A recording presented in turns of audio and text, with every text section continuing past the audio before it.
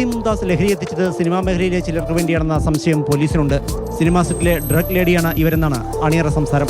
റിൻസി ലഹരി ഇടപാട് തുടങ്ങിയത് ഏകദേശം 1 വർഷം മുൻപാണെന്ന വിവരവും അന്വേഷണ സംഘത്തിന് ലഭിച്ചു. വാഴക്കാലയിലെ ഫ്ളാറ്റ് വാടകയ്ക്കെടുത്തത് 9 മാസം മുൻപാണ്. കൂട്ടുപ്രതിയായ യാസർ അറാഫത്തുമായി ചേർന്നായിരുന്നു റിൻസി മുംതാസിന്റെ ഏതാണ്ട് എല്ലാ ലഹരി ഇടപാടുകളും. യാസറിനെ സിനിമാ മേഖലയിൽ പരിചയപ്പെടുത്തിയതും റിൻസി മുംതാസാണെന്നാണ് വ്യക്തമാകുന്നത്. കഴിഞ്ഞ ഏതാനും മാസങ്ങൾക്കിടെ റിൻസി മുംതാസുമായി പലതവണ ഫോണിൽ സംസാരിച്ചത് യുവതാരങ്ങളടക്കം 40ഓളം സിനിമാ പ്രവർത്തകരാണ്. ഈ പശ്ചാത്തലത്തിൽ ഇവരുമായി ചലച്ചിത്ര പ്രവർത്തകർ ഫോണിൽ സംസാരിച്ചത് എന്തിനാണ് എന്നതടക്കമുള്ള വിവരങ്ങൾ പോലീസ് പരിശോധിക്കും. ലഹരി ഇടപാടുമായി ബന്ധപ്പെട്ട കൂടുതൽ രേഖകൾ കണ്ടെടുത്താൽ അത്തരക്കാർക്കെതിരെ നടപടിയുമുണ്ടാകും. വിശദമായ ചോദ്യം ചെയ്യലുകൾക്കായി 2 പ്രതികളെയും തൃക്കാക്കര പോലീസ് ഉടൻ കസ്റ്റഡിയിൽ വാങ്ങും.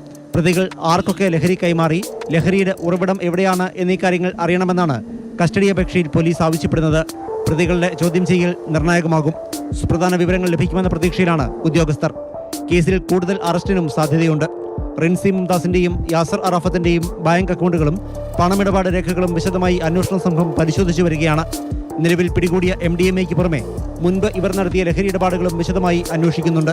22 ഗ്രാം MDMAയുമായാണ് എറണാകുളം വാഴക്കാലയിലെ ഫ്ളാറ്റിൽ നിന്ന് റിൻസി മുംതാസും സുഹൃത്ത് യാസർ അറാഫത്തും കഴിഞ്ഞ ദിവസം പിടിയിലായത്. യുവതാരങ്ങളടക്കം പലരും ലഹരി ഉപയോഗിക്കാറുണ്ടെന്ന് പിടിക്കപ്പെട്ട ഘട്ടത്തിൽ അവർ ഡാൻസ് ഓഫ് ആന്റി നാർക്കോട്ടിക്സ് ടീമിനോട് പറഞ്ഞതായാണ് വിവരം.